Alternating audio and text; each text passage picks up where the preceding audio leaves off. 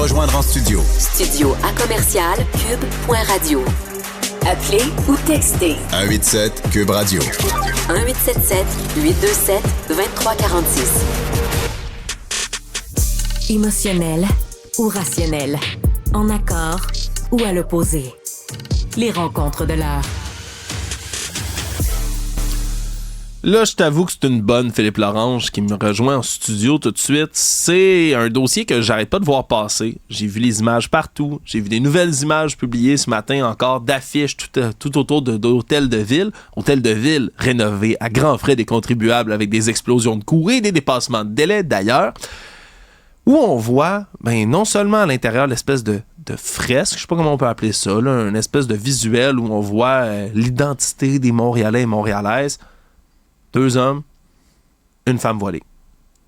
À l'extérieur, des affiches qui parlent des désirs de liberté, d'égalité, de la Charte canadienne des droits et libertés. Une femme voilée. Une autre affiche, une autre femme voilée. C'est l'entièreté des affiches. Puis là, regardez, c'est important avant que je te laisse embarquer là-dessus, Philippe. C'est important, là, je mets la table. Je n'ai rien personnellement contre quelqu'un qui décide de porter le voile. C'est un choix personnel. Si quelqu'un décide que pour sa foi, c'est quelque chose qu'elle est prête à faire, d'accord. Écoute, s'il y a de la coercition derrière tout ça, j'ai beaucoup de misère, bien sûr, mais après ça, je suis pas en train de rager puis de cracher quand il y a une femme voilée qui passe dans la rue. Vraiment pas. Puis je suis pas là pour critiquer le fait qu'il y en ait qui décident de le faire. Ça leur appartient. Mais il n'y a rien de raciste, il n'y a rien de xénophobe, puis on ne l'est pas ni toi ni moi pour, en ce moment, discuter du fait de est-ce qu'une institution publique devrait faire la promotion d'un symbole religieux. J'ai tellement de misère avec ça, pour vrai, je ne comprends pas ce que la Ville de Montréal essaie de faire.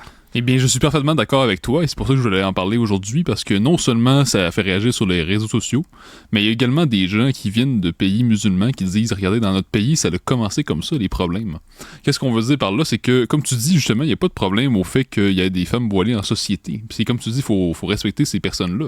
Mais l'affaire, c'est que, est-ce qu'on verrait, par exemple, la Ville de Montréal mettre dès l'entrée l'image d'un prêtre ou d'une bonne sœur ou encore celui d'un moine bouddhiste? Eh bien non, parce qu'il faut pas faire la promotion d'une religion ou d'une autre, ni d'aucune. C'est ça, l'esprit de laïcité. Donc, c'est l'idée de neutralité des institutions.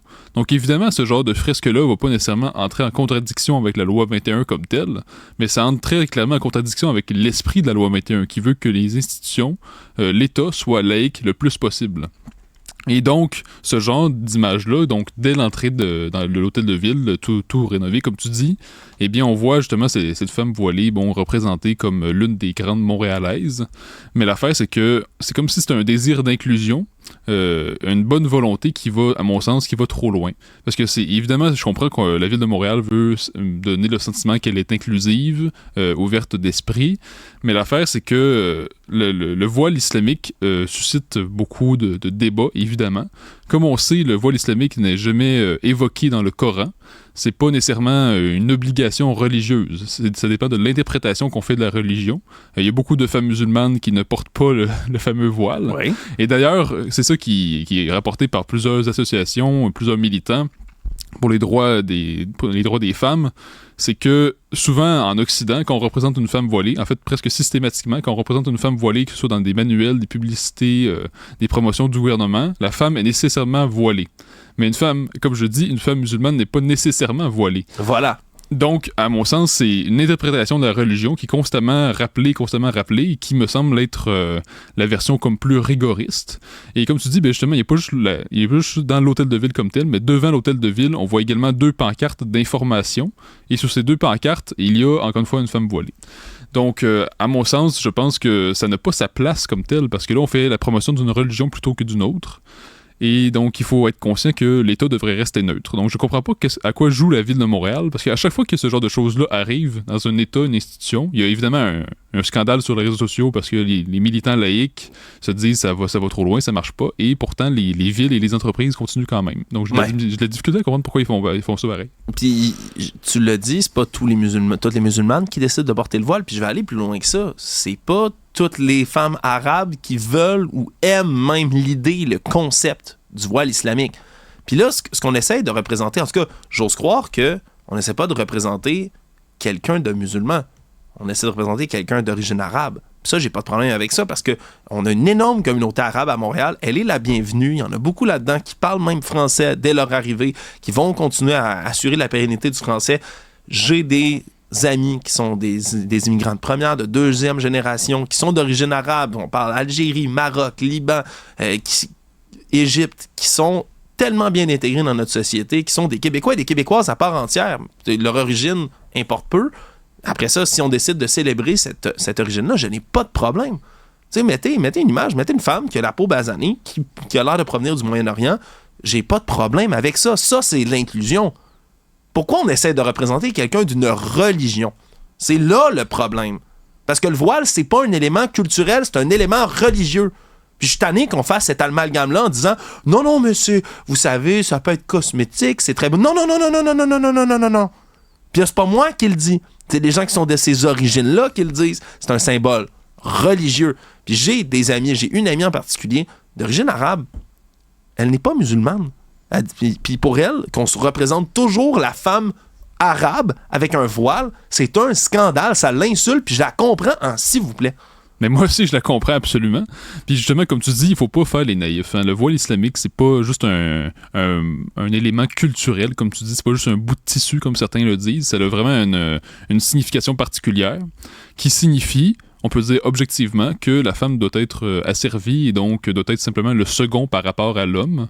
Puis comme tu dis justement, dans plusieurs pays musulmans, malheureusement, on peut pas dire qu'on est exactement dans des pays où l'égalité homme-femme est particulièrement présente. Donc, c'est sûr que le voile islamique signifie carrément une subordination de la femme à l'homme. C'est ça la signification objective du voile islamique. Évidemment, il y a toujours des gens qui vont essayer de nous jeter la poudre aux yeux en disant « Non, mais tout est relatif, ça dépend de l'interprétation que fait la femme de son voile. » Mais l'affaire, c'est faut comprendre qu'il y a toujours des symboles objectifs dans une société. Tu sais, quand on voit certains symboles, on sait très bien qu'est-ce que ça représente. Si je vois le symbole du Parti québécois, ça signifie la souveraineté, ça signifie un certain nombre d'idées. C'est la même chose pour le voile islamique. Si je vois le voile islamique, ça signifie un certain nombre d'idées qui reviennent chez toutes les personnes qui en font la promotion et qui signifie que la femme, encore une fois, est subordonnée à l'homme. Et on a beaucoup de témoignages d'ailleurs. Je pense notamment à Mandana Javan, donc, qui est une Québécoise d'origine iranienne. Parce que je parlais justement des Arabes, mais justement, l'Iran, c'est aussi un pays où il y a beaucoup le voile est imposé officiellement. Mm-hmm. Et c'est pas des Arabes, c'est des Perses, évidemment. Et donc, elle disait carrément sur les réseaux sociaux, donc elle qui milite pour la souveraineté, qui vient d'Iran, qui est très bien intégrée au Québec, Mandana Javan, et qui disait cessez de faire les naïfs, là. C'est-à-dire que le voile islamique ne doit pas faire l'objet de la promotion et certainement pas par les institutions politiques comme telles. Parce que sinon, si ça commence comme ça, ben les réseaux islamistes, donc l'islamisme, évidemment, ça veut dire l'islam radical, qui va trop loin.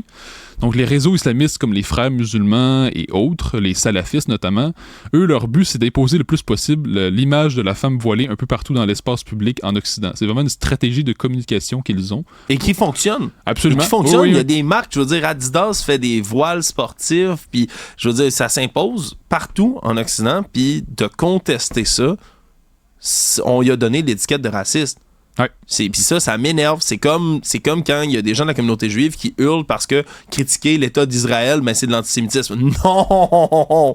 Critiquer le gouvernement israélien, ce n'est pas de l'antisémitisme. C'est de la critique politique, c'est de la critique humanitaire, militaire. Ça peut être sur plein de niveaux. C'est pas de l'antisémitisme. Après ça, c'est mort à tous les juifs. Ça, c'est de l'antisémitisme. Mais c'est tellement important de faire la différence entre les deux. De critiquer l'implantation du voile dans l'espace public, c'est pas du racisme, c'est pas de l'islamophobie. Puis j'haïs ça quand on donne des étiquettes comme ça, parce que c'est vraiment facile. Tu critiques ça, islamophobe. T'as remis en question les taux d'immigration, les seuils ici au Québec, puis notre capacité d'accueil. Raciste. Ça m'énerve. C'est toujours ça m'énerve. Débattons avec les faits, s'il vous plaît. Faisons juste débattre avec les faits. J'haïs ça quand on donne des étiquettes comme ça juste pour remporter un espèce de débat moral, ça m'enrage. Mais c'est très clair, puis moi aussi je trouve ça enrageant dans la mesure où on essaie juste d'avoir un débat rationnel, une conversation rationnelle pour dire, regardez, nous, à notre avis, ça ne respecte pas l'esprit laïque, c'est-à-dire que, comme je disais, aucune religion devrait être représentée à la mairie de Montréal. Si le gouvernement de François Legault s'est débarrassé du crucifix, c'est pour envoyer le message que, regardez, le Québec, qui est d'héritage chrétien au fil de son histoire, a fait le choix d'être neutre dans ses les institutions comme l'Assemblée, les institutions politiques. Donc, on fait déjà on a une avancée de notre propre part. Et donc, il faut s'attendre à ce que tout le monde fasse le même genre d'effort pour dire, regardez, j'ai ma propre religion, mes propres croyances, mais dans l'espace civique, il faut faire l'effort de comprendre que pour avoir une conversation civique, avoir un débat politique, il faut laisser de la religion de côté. Il faut faire une séparation très claire. Puis comme tu dis, ça n'a rien à voir qu'un racisme, une intolérance, une xénophobie, islamophobie, quelle phobie encore, je sais pas. Ça n'a pas rapport, il s'agit de faire des séparations claires. Si quelqu'un veut porter le voile islamique, si quelqu'un dit que c'est la meilleure façon de pratiquer leur religion, c'est une chose, il peut le faire dans l'espace privé, il peut le faire dans l'espace public, si une femme veut porter le voile dans la rue, n'importe où, il n'y a aucun problème. Mais quand on est rendu dans l'espace civique, c'est là qu'il faut faire un immense effort de neutralité qui doit être absolument respecté, parce que sinon, c'est la concurrence victimaire, c'est la concurrence des religions, et nécessairement, ça mène à des conflits, des batailles qui n'en finissent plus. Et je dis, il faut écouter. Si vous n'êtes pas d'accord avec Philippe Lorange ou avec Alexandre Moranville, là, parce qu'ils sont trop québécois de souche. Oh, deux gars blancs qui en parlent. Je le sais, je le sais, on va déjà avoir la critique. Puis, mais regarde, parlez-en. Mais c'est quoi? Ça, écoute, à la limite, je vais l'entendre, la critique, c'est vrai. Regarde, c'est peut-être pas nous les meilleurs porte-parole. Je m'adresse à nos auditeurs, nos auditrices. Peut-être pas nous les meilleurs porte-parole pour parler de ça. On a absolument le droit, par exemple. C'est important. Je pense que nos opinions sont valides puis même intéressantes. Mais si nous, on n'est pas les bons porte-parole pour vous, pas de problème. Il en existe un, s'il vous plaît. Oui, c'est ça que je voulais dire. C'est que justement, si on écoute d'autres personnes qui viennent des pays arabes ou l'Iran, eh bien, on voit très bien que les plus grands militants opposés à l'islamisme, ce sont justement des personnes qui viennent de pays arabes, de pays iraniens. On pense notamment à Jamila Benhabib. Là, j'ai nommé aussi Mandana Javan. On pourrait en nommer bien d'autres. En France, il y a Boualem Sansal qui vient d'Algérie, qui a écrit un livre pour dire, regardez, là, les pays occidentaux se dirigent vers l'islamisme. Donc, c'est vraiment des militants qui le disent très clairement. Regardez, dans nos pays, c'est arrivé, les réseaux islamistes. Ils ont commencé comme ils commencent dans vos propres pays. Ils commencent doucement en imposant de plus en plus l'image de la femme voilée dans l'espace public, en voulant banaliser l'image de la femme voilée comme si c'était une femme comme une autre, comme s'il n'y avait pas une différence dans la représentation qu'on se fait d'elle, comme si ça n'impliquait rien du tout sur le plan des droits. Donc, on impose comme ça, on commence en envoyant toujours l'image de la femme voilée comme si c'était juste une femme comme une autre, comme si elle avait rien du tout sur la tête, c'est juste un tissu culturel. Et peu à peu, c'est là que les choses s'aggravent au fil des années. Donc, il faut écouter les gens qui ont été victimes de l'islamisme dans leur propre pays, parce qu'ils disent il faut pas que les Occidentaux soient naïfs. Ce genre de choses-là peut très bien se passer en Occident. Et ça commence déjà dans certains lieux culturels, dans certaines mosquées, certains quartiers, notamment de France, de Belgique. Ça commence déjà ce genre d'événement-là. Alors, il faut vraiment pas être naïf. Non, faut vraiment pas être naïf. Puis, je vais ajouter aussi autre chose là, sur les argumentaires qu'on entend toujours là-dessus, là, comme quoi on cible constamment les musulmans, puis c'est toujours eux, puis c'est l'islamophobie, puis tout ça. Quand la loi 21 s'est appliquée, c'est un argument qu'on a entendu partout. Je veux dire, c'est un argument qu'ils reprennent en cours pour contester la loi 21 en disant « Oui, mais c'est disproportionné envers les femmes musulmanes, c'est vraiment elles qui sont ciblées, c'est une loi raciste. » Non, c'est une loi égalitaire. C'est pas parce qu'il y a plus de femmes musulmanes représentées que d'autres religions que c'est particulièrement ciblé pour ces gens-là. Faut arrêter de penser ça. C'est un des concepts de base de la démocratie moderne, la liberté, mais l'égalité. Toutes les religions sont égales devant l'État, c'est-à-dire qu'on ne veut pas on veut pas les voir dans l'espace public. C'est pas parce qu'il y a plus de femmes voilées qui sont représentées chez les enseignantes que la loi doit moins s'appliquer à elles ou que ça les vise particulièrement. Si les limites de vitesse, il y a une nouvelle limite de vitesse qui est mise en place, il y a plus d'autoroutes sur ces routes. Est-ce que les gens qui ont des autoroutes vont dire ben vous discriminez les chars rouges, c'est de votre faute là, hein? C'est nous que vous visez particulièrement. Ben non. Une loi s'applique à toutes et à tous. Faut arrêter de voir le racisme partout. Ça existe, là. Hey, ça existe. Puis même moi, regarde, j'ai pas de problème à dire qu'il y a des certaines formes de racisme systémique dans certains systèmes. Je suis prêt même à dire que ça existe. J'ai pas de problème avec ça. Il y a des concepts qui existent. Je les nie pas. Mais il faut arrêter de le voir partout. Ce n'est pas uniforme. Puis dans ce cas-ci, pour vrai, je sais pas, Philippe, ce que la Ville de Montréal fait, mais c'est constant. Hein? C'est pas la première fois que ça arrive. Ça recommence encore. Puis c'est comme ça. Pour vrai, là, c'est se sacrer du reste du Québec. Absolument, je suis d'accord. Le reste du Québec prend des décisions en termes de laïcité. C'est bien adopté puis bien embrassé partout. Ça va bien. Il y a une paix sociale autour de ça. À Montréal, l'administration de Montréal fait comme si c'était une cité-État italienne, hein, de la Renaissance. Puis vous, les principes d'orientation du reste du Québec, rien à cirer. nous, on va faire ça. Je comprends pas. Oui. Je comprends pas ce qu'ils essayent de faire. Puis après ça, on se demande pourquoi il y a un clivage massif entre les régions puis Montréal. Absolument. Puis comme tu dis, l'exemple que tu donnes de la limite de vitesse, c'est un très bon exemple pour faire la comparaison. Parce que dans la limite de vitesse, on sait très bien qu'il y a une surreprésentation des jeunes.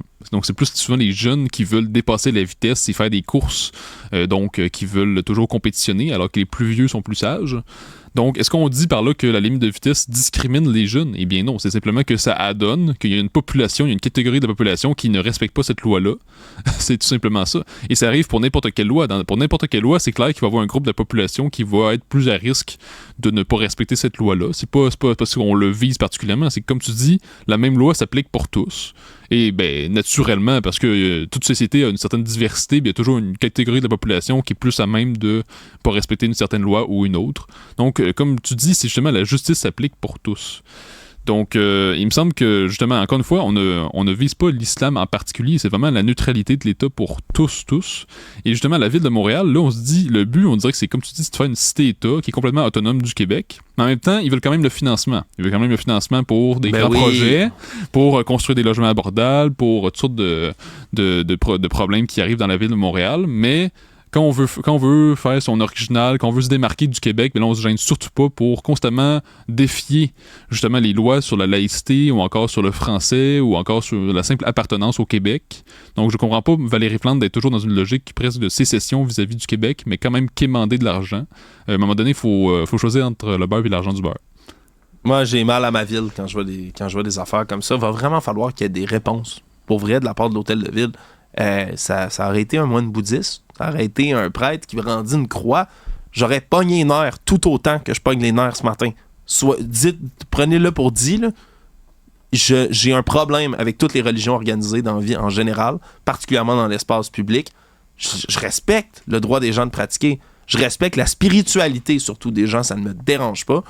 Mais là, quand on commence à faire de la promotion ouverte de religions organisées dans un espace public par l'administration de la ville dans laquelle j'habite, j'ai un méchant problème. Je pense que vous devriez en avoir un aussi. Philippe, très bonne discussion. Merci. On s'en reprend. Bonne